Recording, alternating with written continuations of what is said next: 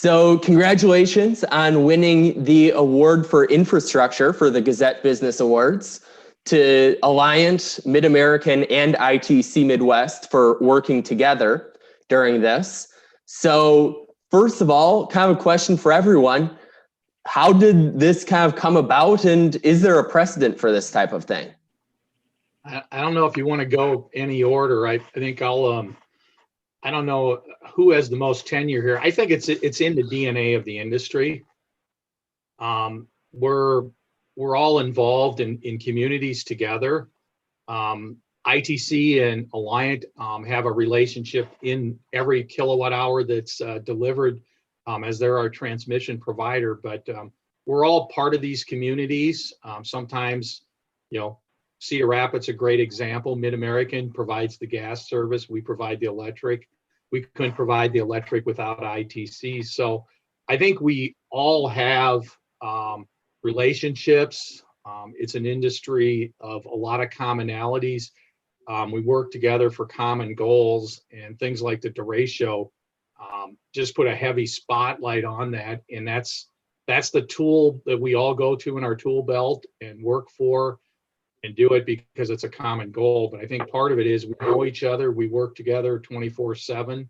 It's probably not near as visible because of how the systems are interlinked daily. And we're all part of the great communities and have chosen and are very privileged to do business in Iowa. So I'll pass it on to my colleagues, but that's kind of the first answer that came to mind of, it wasn't like we were dealing with new people or new things. It was obviously of magnitude beyond anything I had ever experienced. Okay, Dusty, what do you think about this? Yeah, I think the derecho from August 10th was the worst storm that ITC Midwest has ever seen, certainly. And what was unique about it was how widespread and severe the damage was. Typically with an ice storm or even a tornado, you've got, fairly isolated area of damage. But with this storm, spanning 200 miles across the state, it wiped out major areas, covering multiple utilities, obviously. And so I spent 16 days at this state EOC following the storm, working alongside my colleagues at Alliant Energy and Mid-American Energy. And it took that close collaboration, working together, coordinating the crews coming in, getting the poles back in the ground, wires back in the air to restore the service to Iowans. And it's the dedication of those utilities to serving our customers collectively that I think got the job done and really, frankly, got it done as quickly as we did. Okay. Catherine, what do you think about this? Yeah, I think Dusky and Joel have highlighted, I think, some of the key aspects. I think it's important to recognize that we all have these customers, right? So particularly if you look at Cedar Rapids, as Joel indicated, they have the electric side of the business. We have the gas side of the business. So we obviously both share these customer bases. It's important that we properly serve and provide the safe, reliable energy to them, regardless of if it's electric or gas. So we're really good at it. Storms are not new to us. So I believe that we have a very strong backbone and skill set and resources that we come and have ready to put into full force when these storms come into play. As Dusky said, and recognized, the derecho was something unique and different. But I think it showed that we have the ability to stand up, and we stand up together. In particularly, we were able to get our customers back on, both on the gas side and the electric side. And with that, then we were able to bring in additional crews and support into the Cedar Rapids area to help on the electric side as well. That symbolizes and puts a great real-time focus on how we do work together in times of need. The industry is famous for its mutual aid assistance programming. And I think it's obvious during these most difficult of times how we do come together. I don't think it's any different than Iowans as a whole. We come together, we support each other, we work very well together, and it's a great way to symbolize and recognize that type of work that we do. And then at what point did you realize, okay, this isn't just another summer storm that comes through Iowa? Immediately. Mm-hmm. all you had to do was look up and look out, and you could see it was completely different. We saw it, at least from Mid-American's perspective, starting to come in from the west, because we have our communities over there, and we saw it coming in from the west. And as it got closer and closer to the Des Moines metro area, it was obviously picking up steam. And we could tell that it was unique just by all of the different resources that we have with our weather partners and, all the resources we have internally to watch our system, that it was different and unique. And so because it was strung out over miles, it was strung out over time, and we could obviously use our tools to understand what was happening, that it was immediate that we knew it was different, and it was immediate that we knew we had to react at a whole different level to be able to coordinate and get our customers back on at the level that they expected it. We were able to do that, I think, due to the fact that we do have a lot of experience with storms, and we do have a lot of strong relationships to capitalize on to bring the resources into our service areas. And then what were the first steps? Let's first go to Joel on this one. In terms of, okay, you have the storm come through. Okay, now we kind of have this issue here. Well, I'll go back. I think Catherine said it well. It's a storm. It's the magnitude. The first thing is you got to assess. You got to really, your words were how different. I think we immediately knew how different it was, but for 16, 17, probably you could even say now we're continuing to really understand that at the next levels of how different, how huge it was. So you assess. Once you immediately know that this is bigger, different, you have people already on the phones talking to utilities throughout the country, going to the, as was mentioned, the EEI mutual assistance.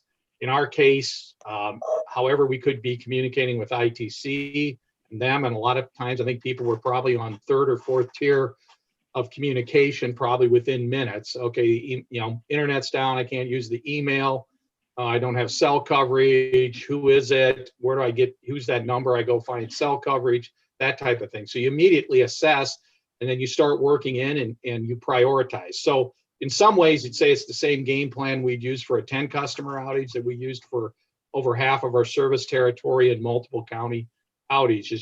It's really about the scale and magnitude and coordinating the resources. Okay. Dusky, what do you think about this?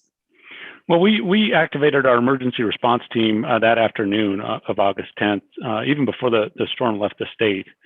We had 145 lines that were showing outages in 26 Iowa counties. So we knew it was widespread. And really the first step is to complete those damage assessments, as Joel mentioned, and identify exactly where the damage is. Start making priorities so you can allocate your crews and dispatch them out to fix the problem. And we did that in close coordination with the other utilities, reviewing damage assessments, reprioritizing as those assessments come in, and then allocating the resources to try and get power restored as quickly as possible. So that was the first thing we did in response to the storm. Okay. Catherine, what's your perspective on this from Mid-American?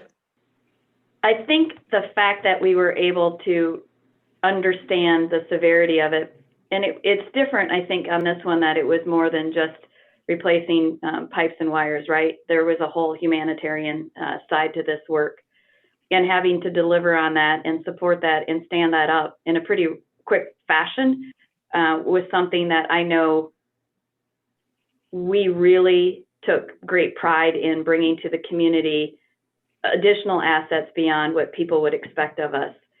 And I think there's great value add to being that partner for a community, knowing that we do have resources and assets that bring value in times of distress.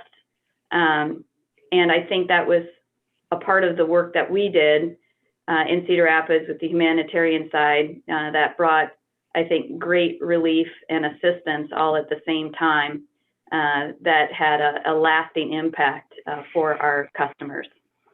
Okay. And then one question left here for everybody. After this experience, now we're a couple months removed, any lessons learned from this? Let's start with Dusky on this one. Oh yeah, there's always lessons learned. I would say overall, the response, I think, was very well coordinated, very well executed, but there's always things that we identify that we can do better. And we've been having those meetings and discussions. One of them is communicate. Between the utilities and the coordination, communication with our regulators like the Iowa Utilities Board, with the state of Iowa, the governor's office, Iowa Homeland Security, Emergency Management. As Catherine mentioned, the humanitarian effort was so critical in figuring out where was power going to be restored early on, to identify the areas where it was going to take a few days, so that those humanitarian efforts, whether it was food or water or ice, whatever it was, could be, the mobile generators could be dispatched to those areas that were going to take a little longer. And so that communication is so critically important during a response like this. Okay, Catherine, what do you think on this? Well, Dusty said it. There's always lessons learned. Even the smallest situation, we have lessons learned. So there's always great takeaways that always continue to help us step up our game, help us to better respond to our customers. I think the fact that there was great coordination and communication only shows that it can only continue to get better. And I think the other thing that you recognize is that even when you think you have it, you probably better check yourself and test yourself that there's things that you need to continue to stay focused on.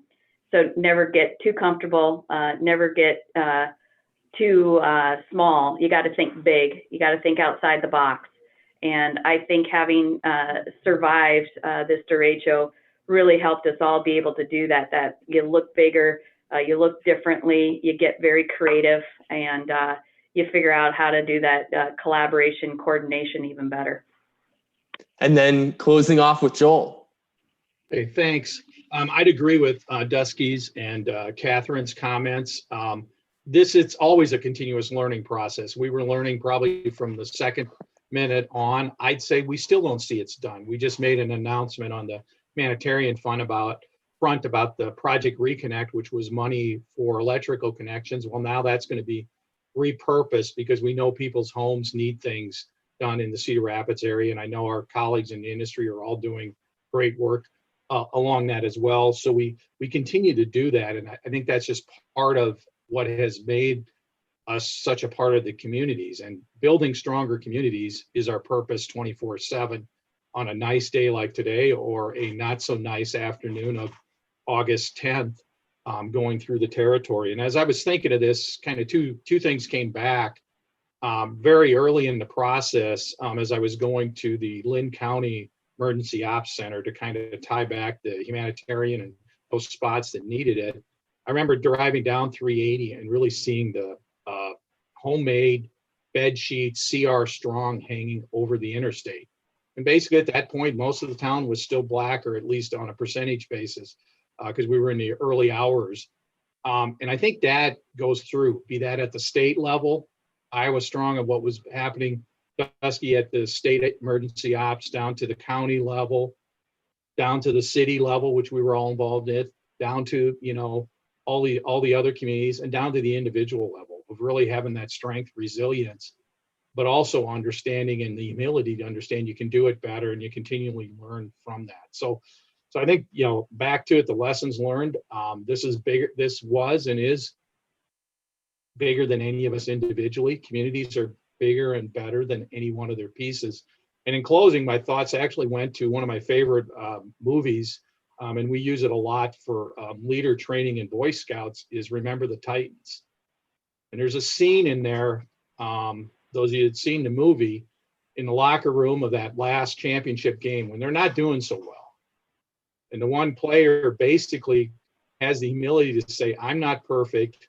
None of us are perfect in this arena, but we've had a perfect season. And I don't know if we had a perfect storm response here, but I'd be willing to bet we came pretty close collectively. And that wasn't only because of Alliant, or only because of ITC, or only because of Mid-Am, or only because of the streets department, or only because of the National Guard.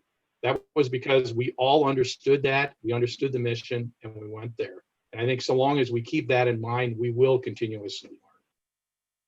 Great. Thanks again. Congratulations Hey, John? again.